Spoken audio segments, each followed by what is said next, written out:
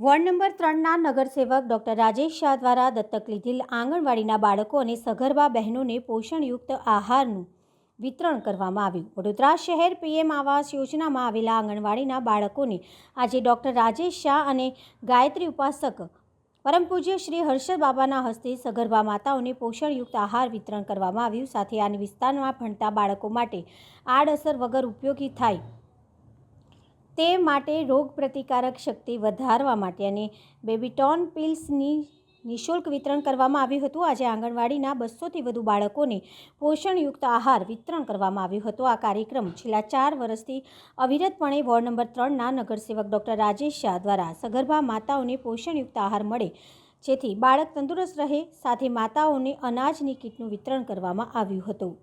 આજરોજ અમારો દત્તક વિસ્તાર એવો અઘોરામોલ ખાતે આવેલ આંગણવાડીમાં આસપાસ વિસ્તારના બધા જ સગર્ભા અને ધાત્રી માતાઓને અને આંગણવાડીના બાળકોને આદરણીય પરમ પૂજ્ય એવા ગાયત્રી ઉપાસક હર્ષદ બાપાના આશીર્વાદ મળ્યા છે અને આજે હર્ષદ બાપાના હાથે બધા બહેનોને માતાઓને કીટ પણ મળી છે।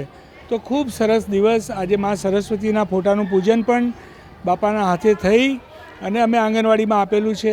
એટલે હવે અમારી આંગણવાડી સુસજ્જ છે કે જેમાં એર કુલર છે, લાઇબ્રેરી છે, બાળકોની કોમ્પ્યુટર છે અને આ રીતના કાર્યક્રમ દર મહિને કરવામાં આવે છે। આમ ખરેખર આજનો દિવસ એ ઈશ્વરીય આશીર્વાદવાળો દિવસ છે અને આજે મારા બધા જ મિત્રો પણ ડૉક્ટર પ્રવીણ જોશી, ડૉક્ટર રાજેશ ભટ્ટ, રાજેશભાઈ ચૌહાણ સાથે બધા જ કાર્યકર્તા પણ અહીંયા હાજર ઉપસ્થિત રહ્યા। આસપાસના નાગરિકોની સાથેનો સહકાર સાથે માતાઓને વિશેષ અભિનંદન આપવાના કે એમને જે સંસ્કાર સિંચન કર્યું છે બાળકોમાં એ ખૂબ અભિનંદનીય છે।